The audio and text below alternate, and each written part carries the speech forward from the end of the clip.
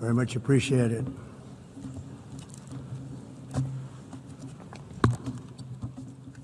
And I don't mind making this speech without a teleprompter, because the teleprompter is not working. I feel very happy to be up here with you nevertheless, and that way you speak more from the heart. I can only say that whoever's operating this teleprompter is in big trouble.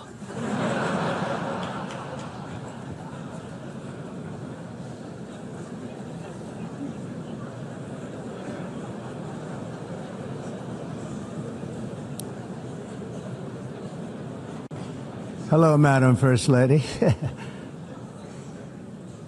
Thank you very much for being here. And Madam President, Mr. Secretary General, First Lady of the United States, distinguished delegates, ambassadors, and world leaders. 6 years have passed since I last stood in this grand hall and addressed a world that was prosperous and at peace in my first term. Since that day, the guns of war have shattered the peace I forged on 2 continents. An era of calm and stability gave way to one of the great crises of our time.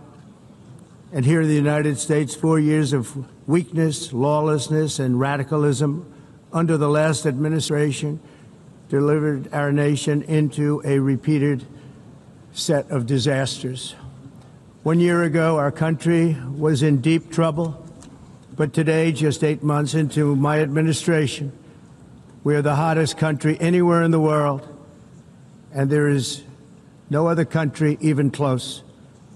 America is blessed with the strongest economy, the strongest borders, the strongest military, the strongest friendships, and the strongest spirit of any nation on the face of the earth.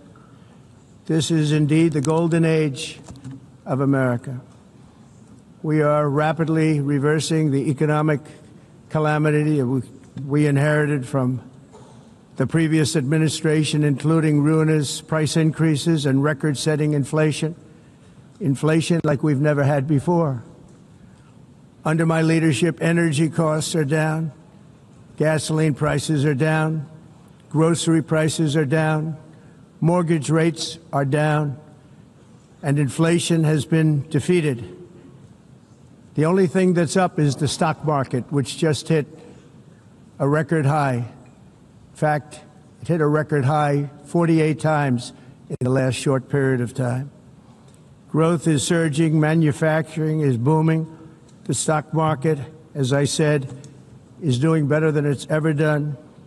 And all of you in this room benefit by that. Almost everybody. And importantly, workers' wages are rising at the fastest pace in more than 60 years. And that's what it's all about, isn't it? In 4 years of President Biden, we had less than $1 trillion of new investment into the United States. In just 8 months since I took office, we have secured commitments and money already paid for $17 trillion. Think of it, 4 years, less than $1 trillion, 8 months, much more than $17 trillion is being invested in the United States, and it's now pouring in from all parts of the world. We've implemented the largest tax cuts in American history and the largest regulation cuts in American history, making this once and again the best country on earth to do business. And many of the people in this room are investing in America, and it's turned out to be an awfully good investment during this 8-month period. In my first term, I built the greatest economy in the history of the world. We had the best economy ever, history of the world.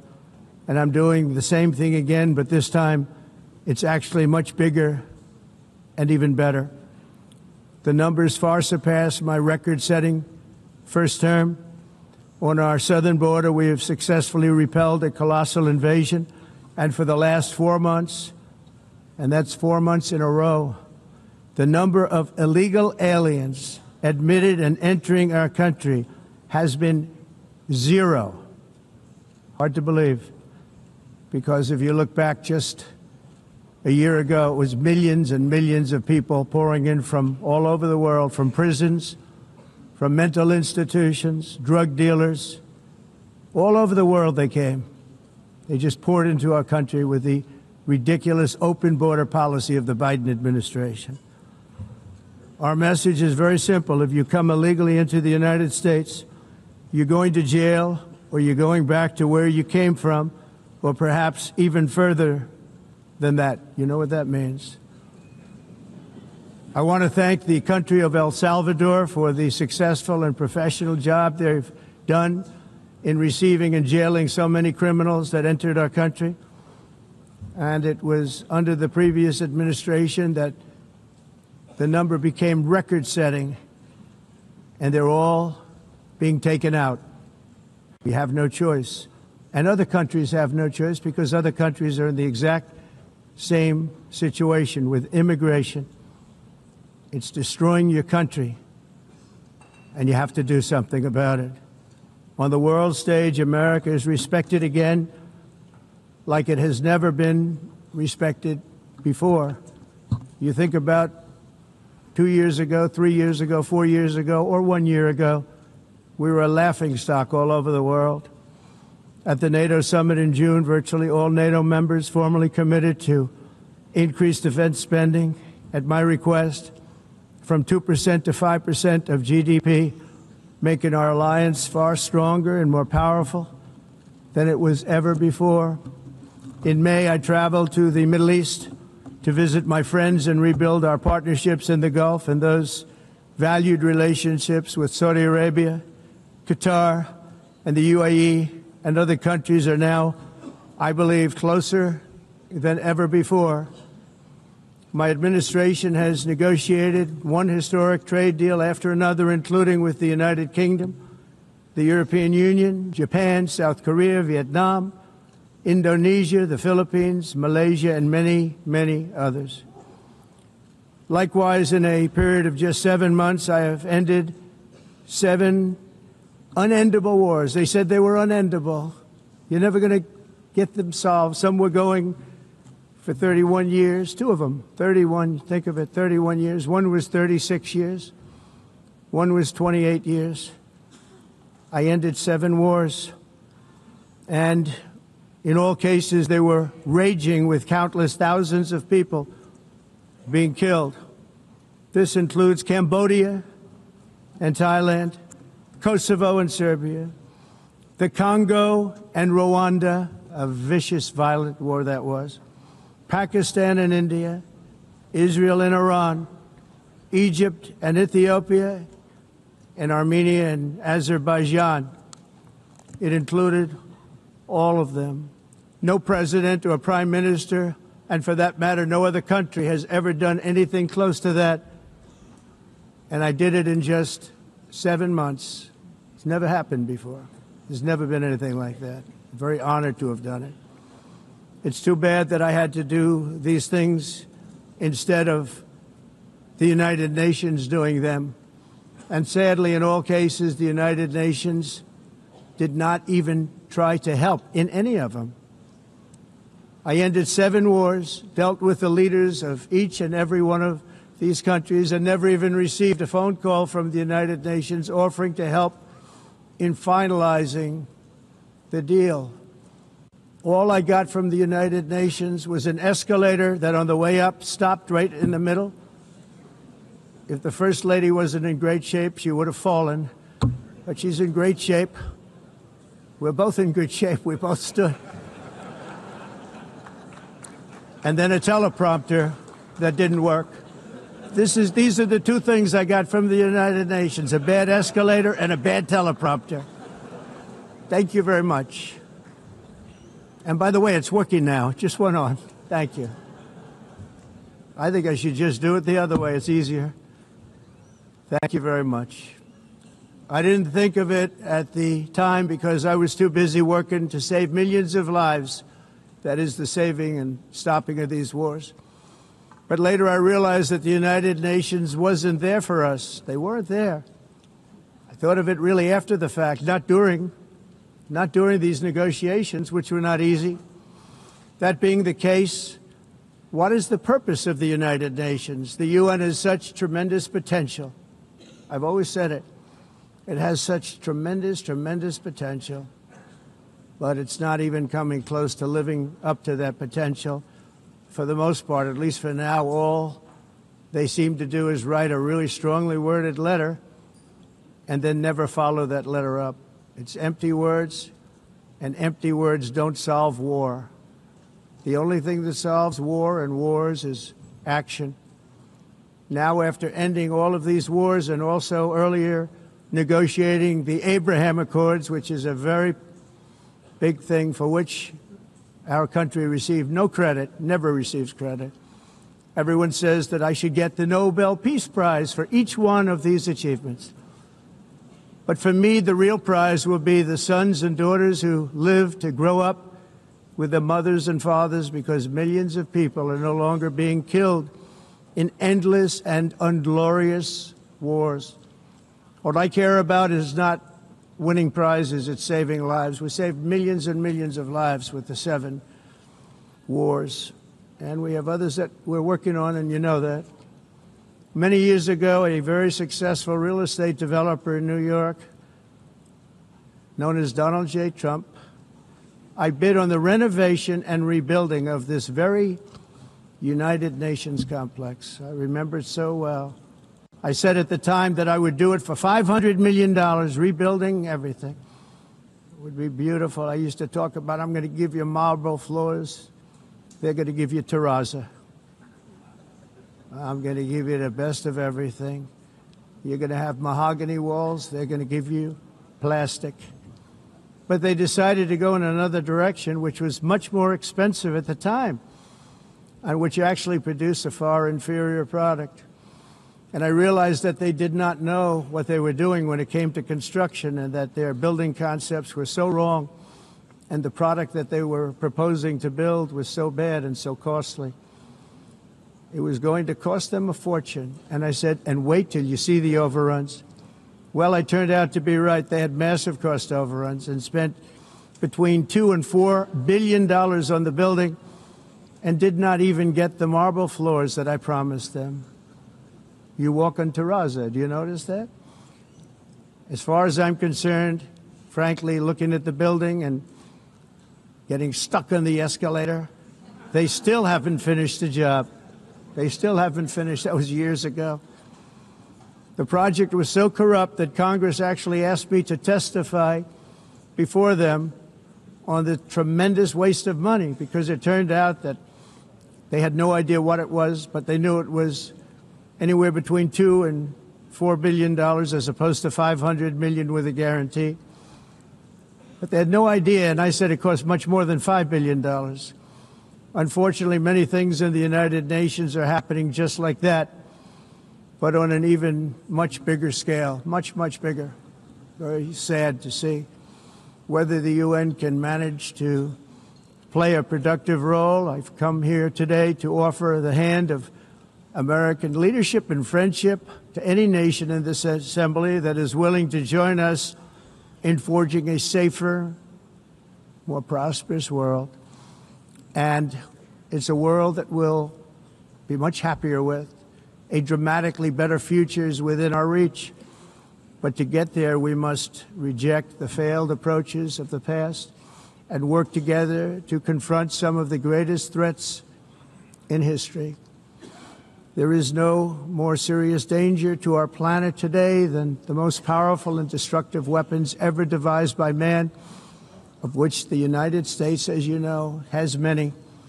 Just as I did in my first term, I've made containing these threats a top priority, starting with the nation of Iran. My position is very simple. The world's #1 sponsor of terror can never be allowed to possess the most dangerous weapon. That's why shortly after taking office, I sent the so-called Supreme Leader a letter making a generous offer. I extended a pledge of full cooperation in exchange for a suspension of Iran's nuclear program. The regime's answer was to continue their constant threats to their neighbors and U.S. interests throughout the region, and some great countries that are right nearby. Today, many of Iran's former military commanders, in fact, I can say almost all of them, are no longer with us. They're dead. And 3 months ago, in Operation Midnight Hammer, 7 American B-2 bombers dropped the 14 30,000-pound each bombs on Iran's key nuclear facilities, totally obliterating everything. No other country on earth could have done what we did. No other country has the equipment to do what we did. We have the greatest weapons on earth. We hate to use them. But we did something that for 22 years people wanted to do. With Iran's nuclear enrichment capacity demolished, I immediately brokered an end to the 12-day war, as it's called, between Israel and Iran, with both sides agreeing to fight no longer. As everyone knows, I have also been deeply engaged in seeking a ceasefire in Gaza. Have to get that done. Have to get it done. Unfortunately, Hamas has repeatedly rejected reasonable offers to make peace. We can't forget October 7th, can we? Now, as if to encourage continued conflict, some of this body is seeking to unilaterally recognize a Palestinian state. The rewards would be too great for Hamas terrorists for their atrocities. This would be a reward for these horrible atrocities, including October 7th, even while they refuse to release the hostages or accept a ceasefire. Instead of giving to Hamas and giving so much, because they've taken so much, they have taken so much. This could have been solved so long ago. But instead of giving in to Hamas's ransom demands, those who want peace should be united with one message: release the hostages now. Just release the hostages now. Thank you.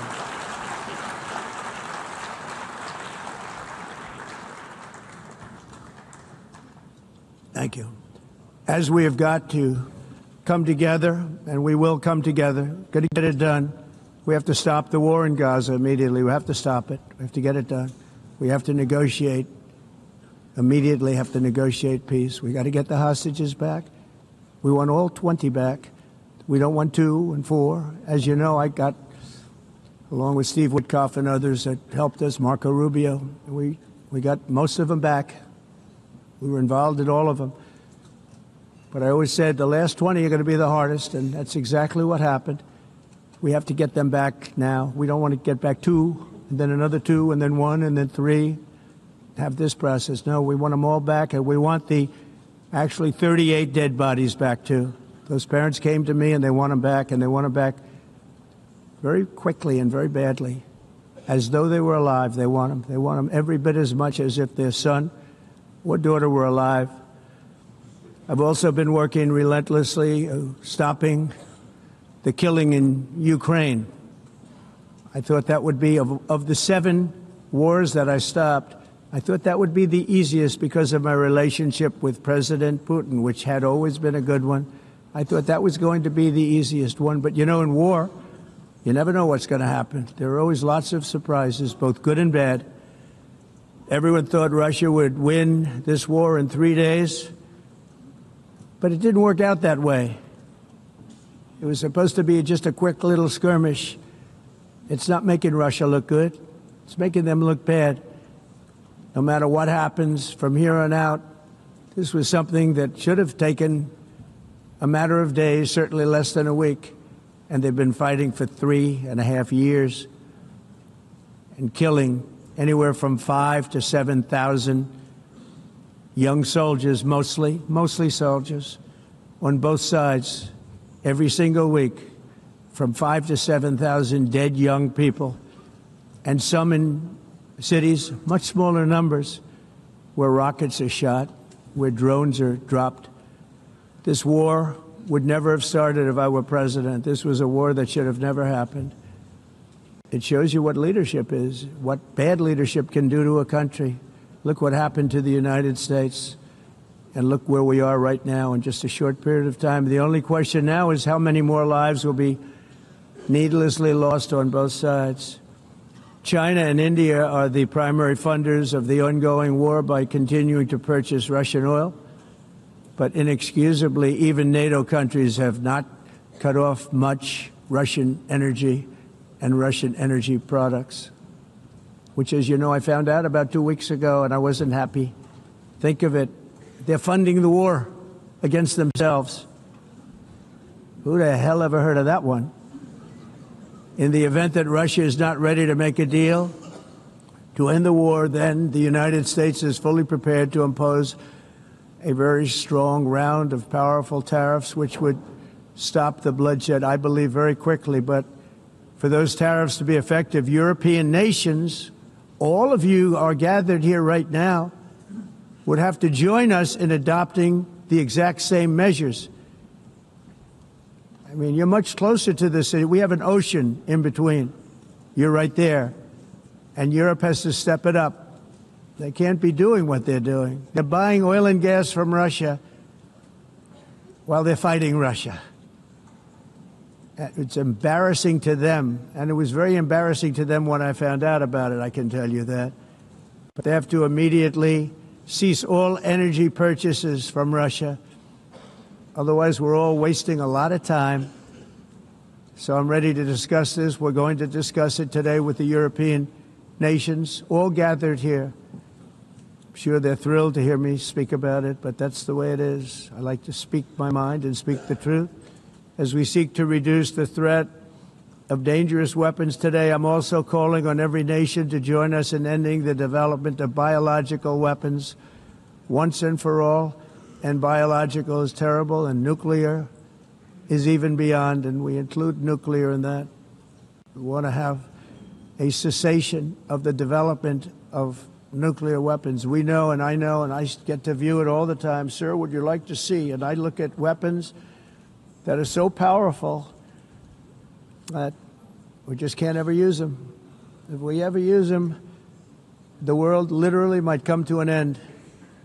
There would be no United Nations to be talking about. There would be no nothing. Just a few years ago, reckless experiments overseas gave us a devastating global pandemic.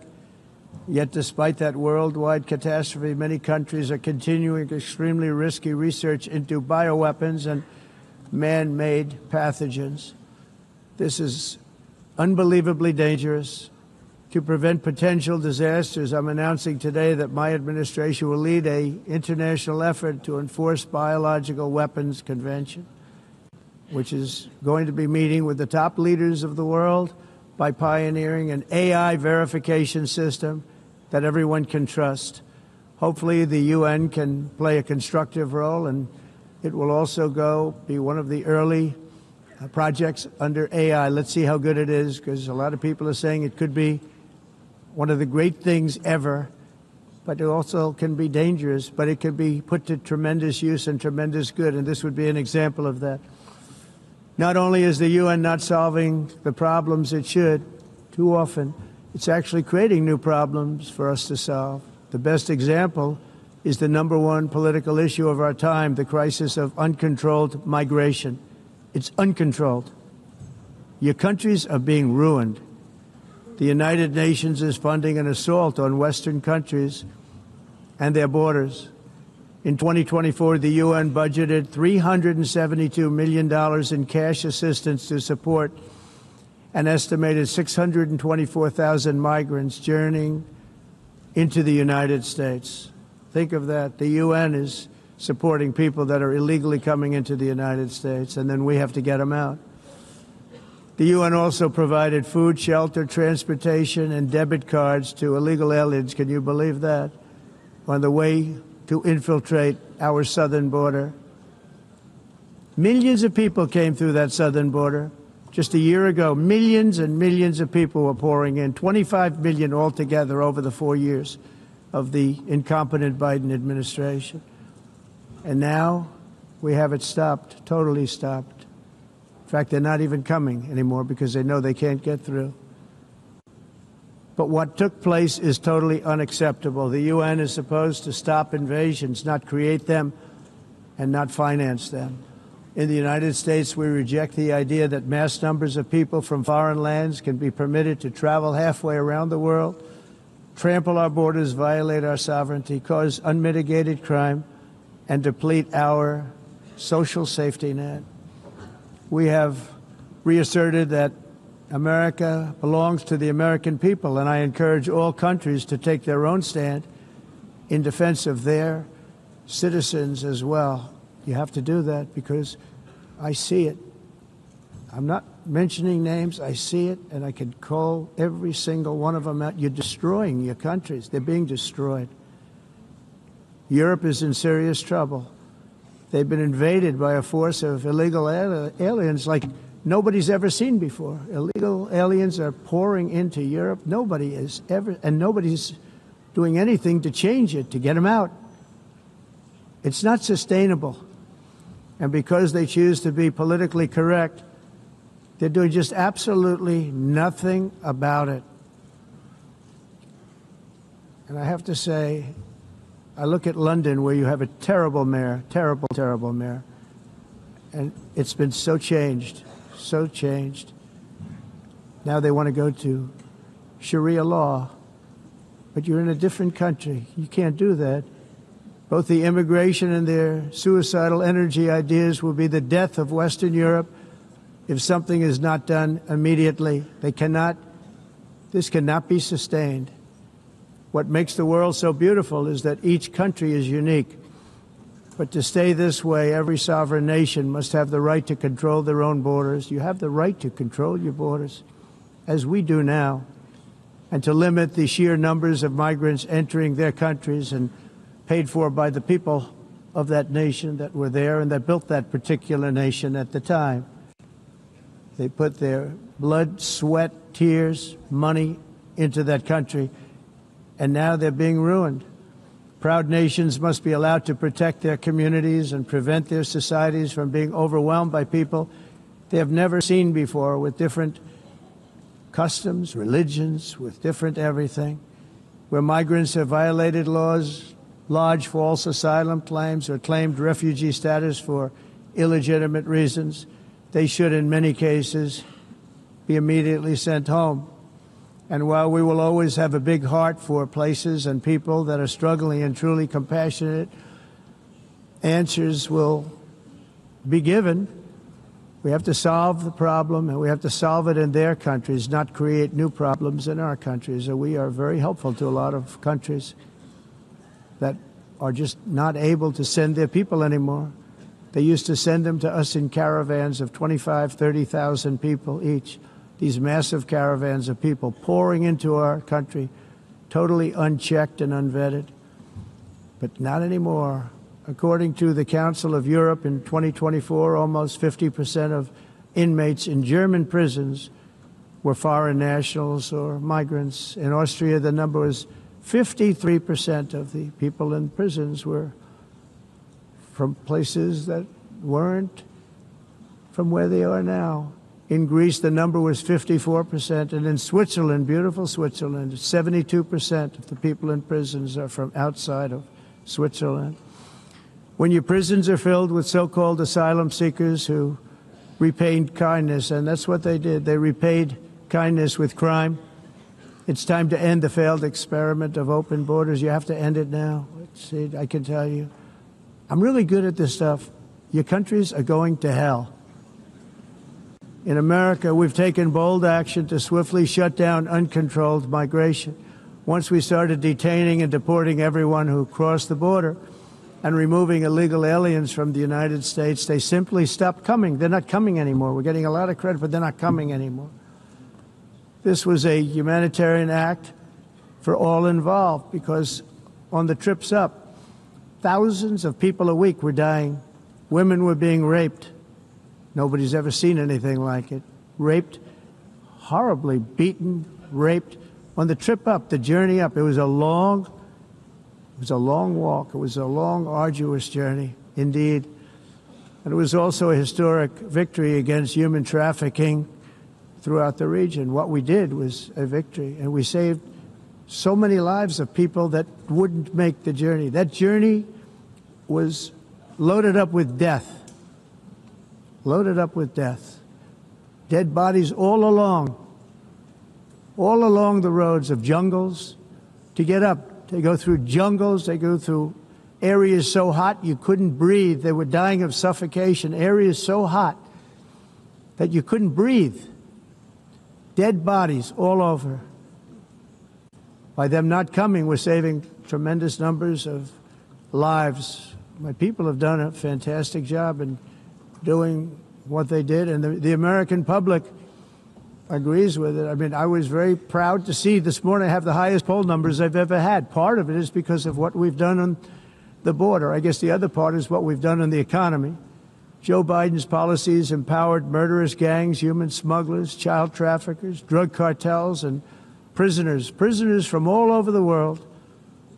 The previous administration also lost nearly 300,000 children. Think of that. They lost more than 300,000 children, little children, who were trafficked into the United States on the Biden watch, many of whom have been raped, exploited, and abused, and sold. Sold. Nobody talks about that. The fake news doesn't write about it. With many others, young children who are missing or dead.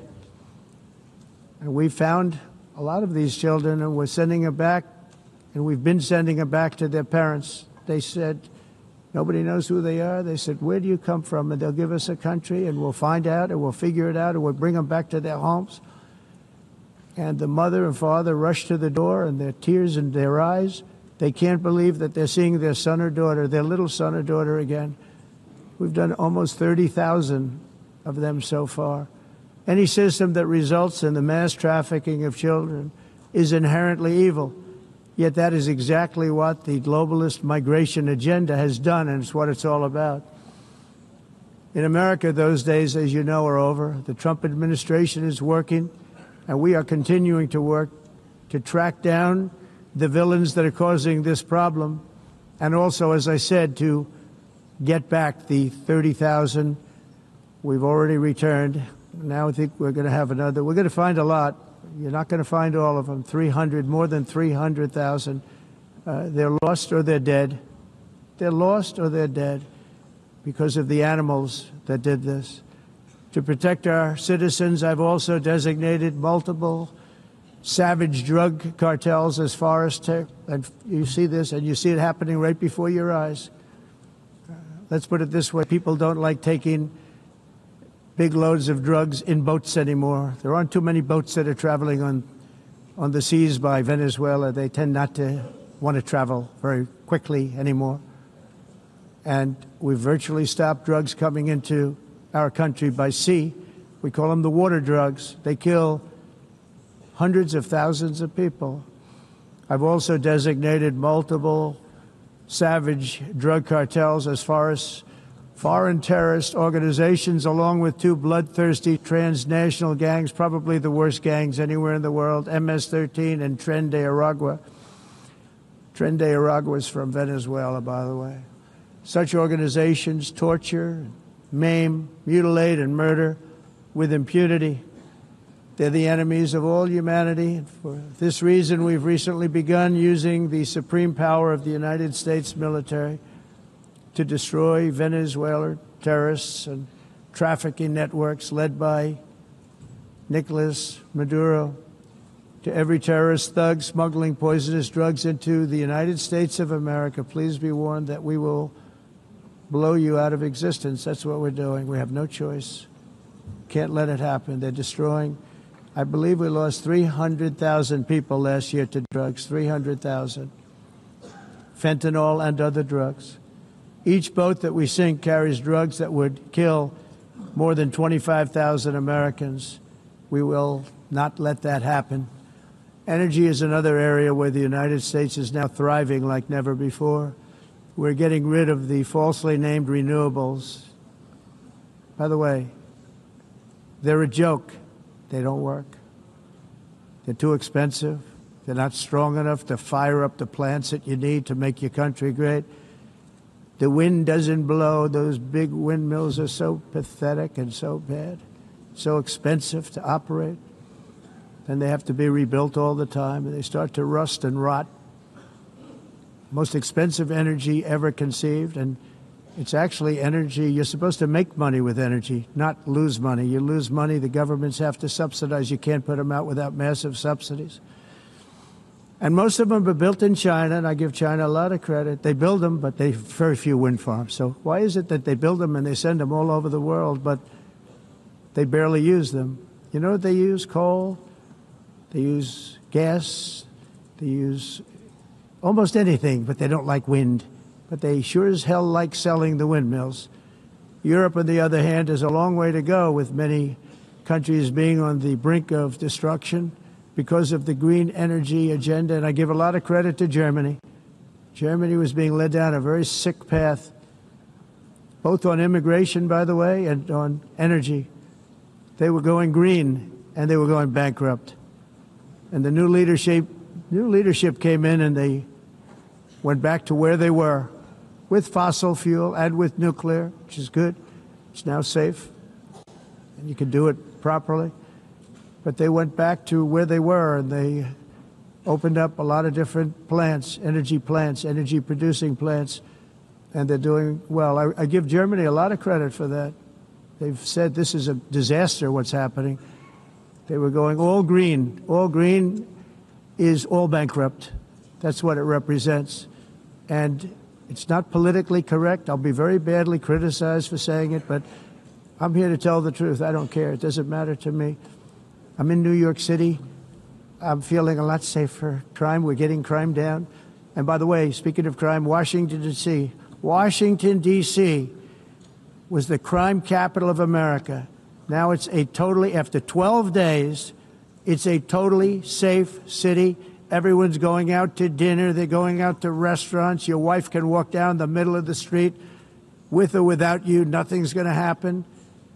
My people have done a fantastic job. And yes, I called in the National Guard, and the National Guard took care of business, and they weren't politically correct, but they took care of business. We got 1,700 career criminals out, brought them back to where they came from, the countries where they came from, or put them in jails. Washington, D.C. is now a totally safe city again, and I welcome you to come. In fact, we'll have dinner together at a local restaurant, and we'll be able to walk. We don't have to go by an armor-plated vehicle. We'll walk right over there from the White House. They've given up their powerful edge, a lot of the countries that we're talking about, in oil and gas, such as essentially closing the great North Sea oil. Oh, the North Sea, I know it so well. Aberdeen was the oil capital of Europe, and there's tremendous oil that hasn't been found in the North Sea, tremendous oil. And I was with the Prime Minister I respect and like a lot, and I said, you're sitting with the greatest asset. They essentially closed it by making it so highly taxed that no developer, no oil company can go there.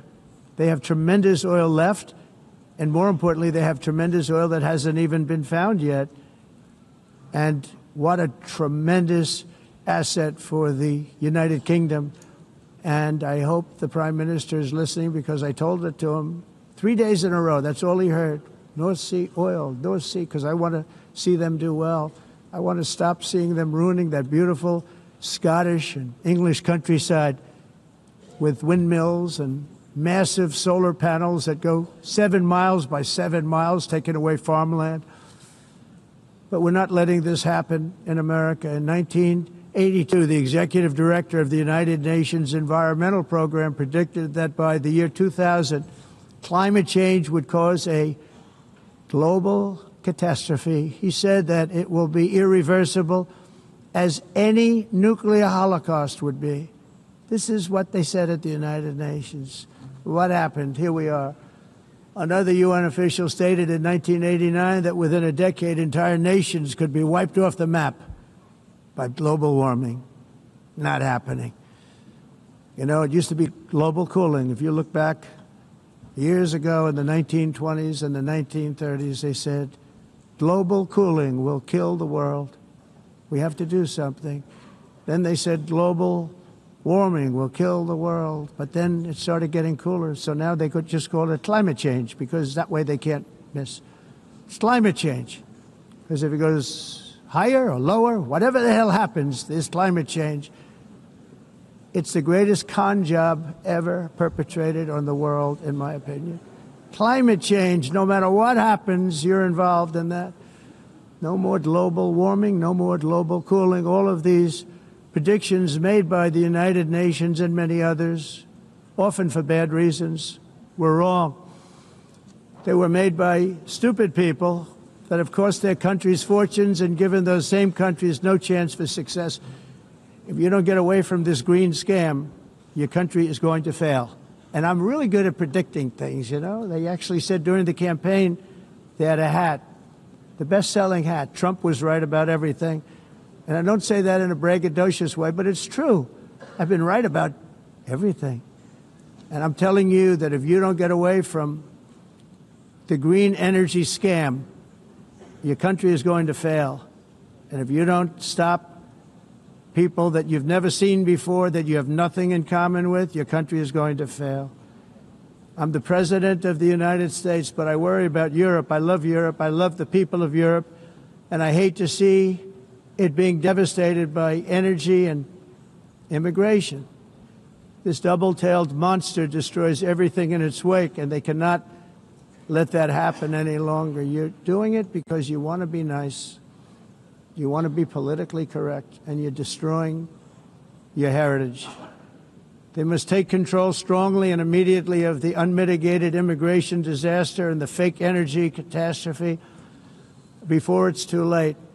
The carbon footprint is a hoax made up by people with evil intentions, and they're heading down a path of total destruction. You know, the carbon footprint was a big, big thing a few years ago. I remember hearing about the carbon footprint, and then President Obama would get into Air Force One, a massive Boeing 747, and not a new one, an old one with old engines that spew everything into the atmosphere. He'd talk about the carbon footprint, we must do so. Then he'd get in and he'd fly from Washington to Hawaii to play a round of golf. And then he'd get back onto that big, beautiful plane and he'd fly back and he'd talk about, again, global warming and the carbon footprint. It's a con job. At extreme cost and expense, Europe reduced its own carbon footprint by 37%. Think of that. Congratulations, Europe. Great job. You cost yourself a lot of jobs, a lot of factories closed, but you reduced the carbon footprint by 37%. However, for all of that sacrifice and much more, it's been totally wiped out and then some by a global increase of 54%.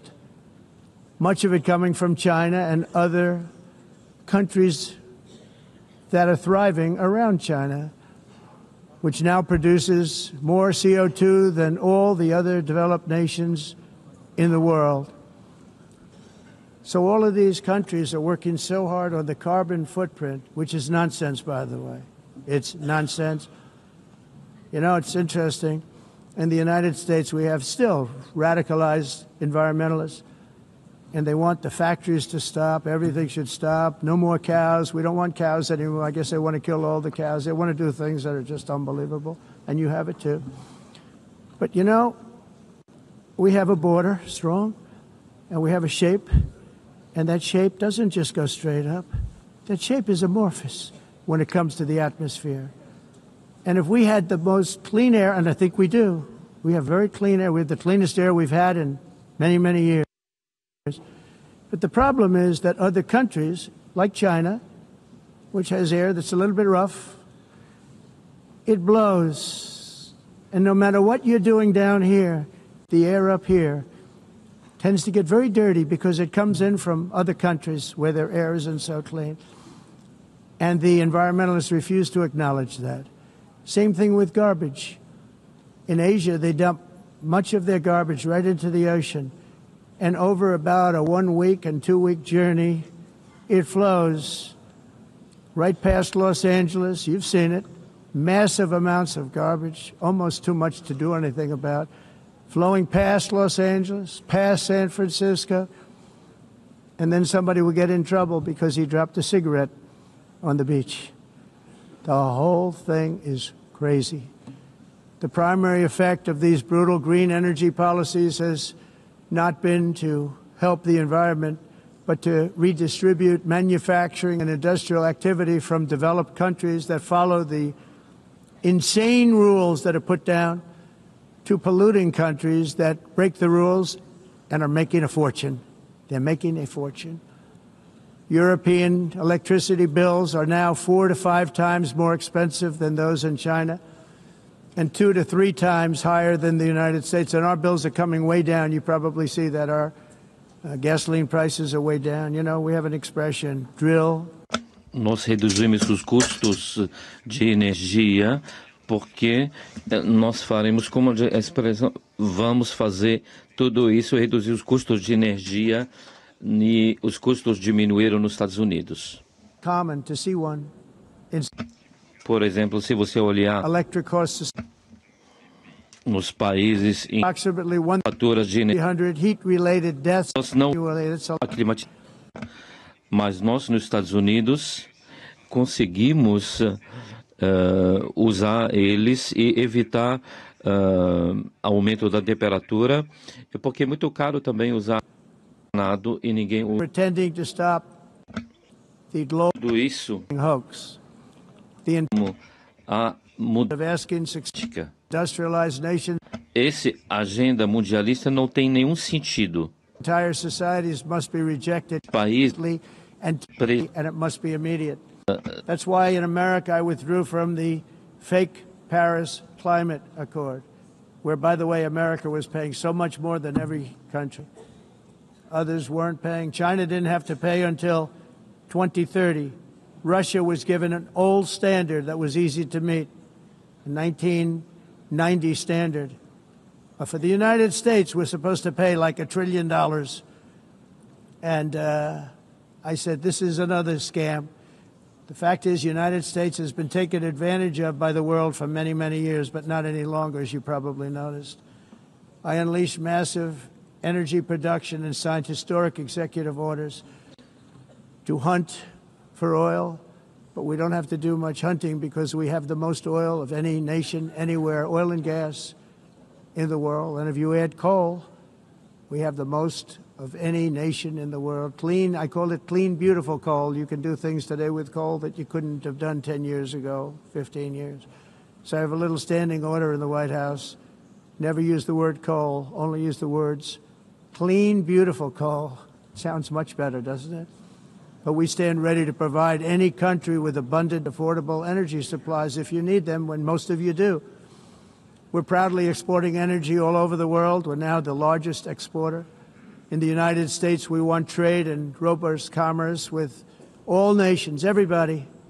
We want to help nations. We're going to help nations. But it must also be fair and reciprocal. The challenge with trade is much the same with climate. The countries that followed the rules, all their factories have been plundered. It's really sad to watch. They've been broken. They've been broken by countries that broke the rules. That's why the United States is now applying tariffs to other countries, and much as these tariffs were for many years applied to us, uncontrollably applied to us. We've used tariffs as a defense mechanism under the Trump administration, including my first term, where hundreds of billions of dollars in tariffs were taken in. And by the way, we had the lowest inflation, and now we have very low inflation. The only thing different is that we have hundreds of billions of dollars flowing into our country. But this is how we will ensure that the system works for everyone and is sustainable into the future. We're also using tariffs to defend our sovereignty and security throughout the world, including against nations that have taken advantage of former U.S. administrations for decades, including the most corrupt, incompetent administration in history, the sleepy Joe Biden administration. Brazil now faces major tariffs in response to its unprecedented efforts to interfere in the rights and freedoms of our American citizens and others, with censorship, repression, weaponization, judicial corruption, and targeting of political critics in the United States. I have a little problem saying this because I must tell you, I was walking in and the leader of Brazil was walking out. We saw him and I saw him, he saw me, and we embraced. And then I'm saying, can you believe I'm going to be saying this in just 2 minutes? But we actually agreed that we would meet next week. We didn't have much time to talk, like about 20 seconds. They were in retrospect, I'm glad I waited because this thing didn't work out too well. But we did talk. We had a good talk, and we agreed to meet next week, if that's of interest. But he seemed like a very nice man, actually. He liked me, I liked him. But if you, and I only do business with people I like. When I don't like them, I don't like them. But we had, at least for about 39 seconds, we had excellent chemistry. It's a good sign.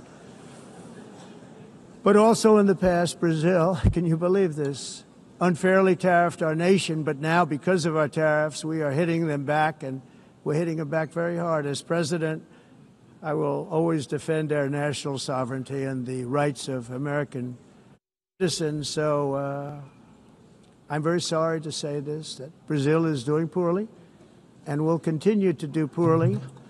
They can only do well when they're working with us.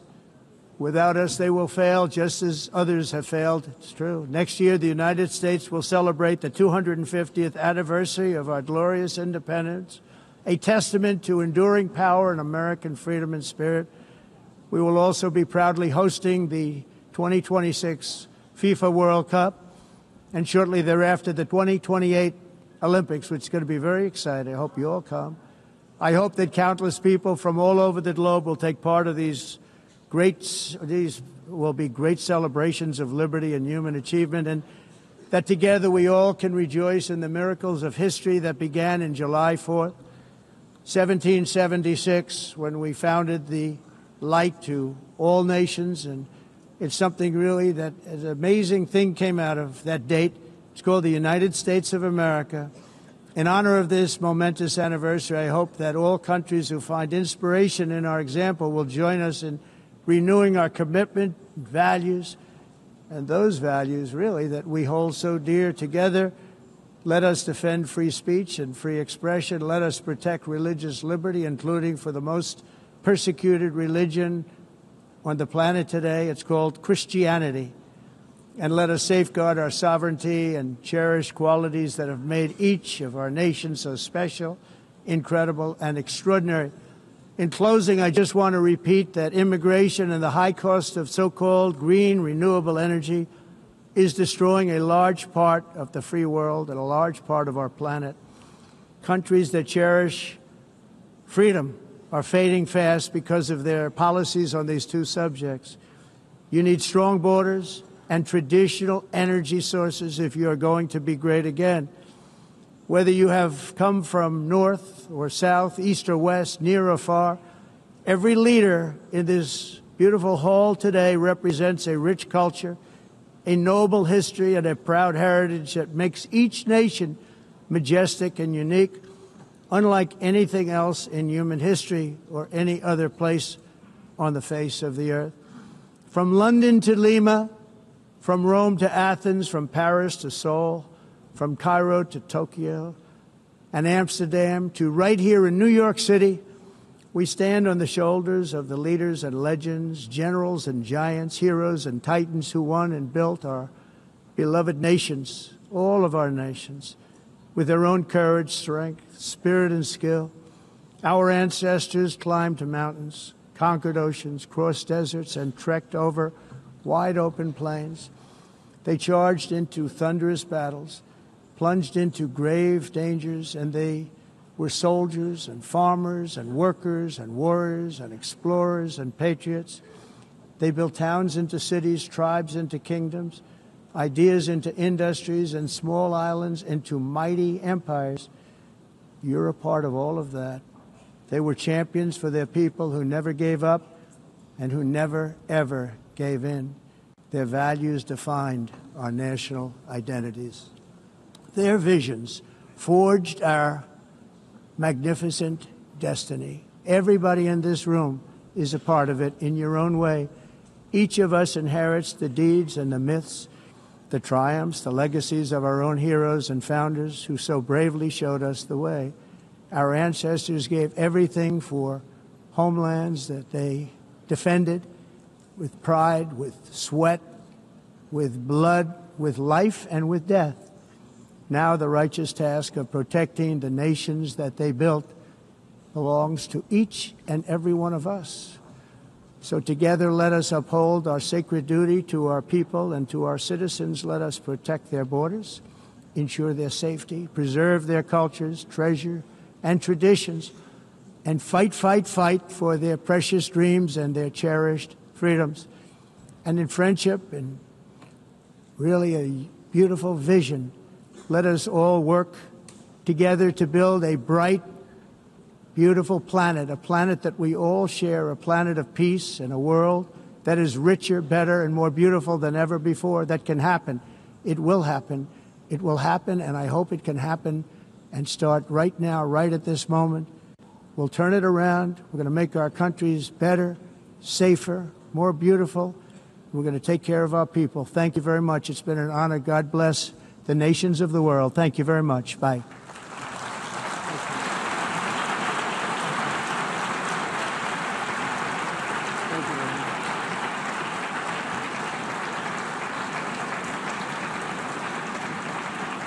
Download Metro TV Extend sekarang.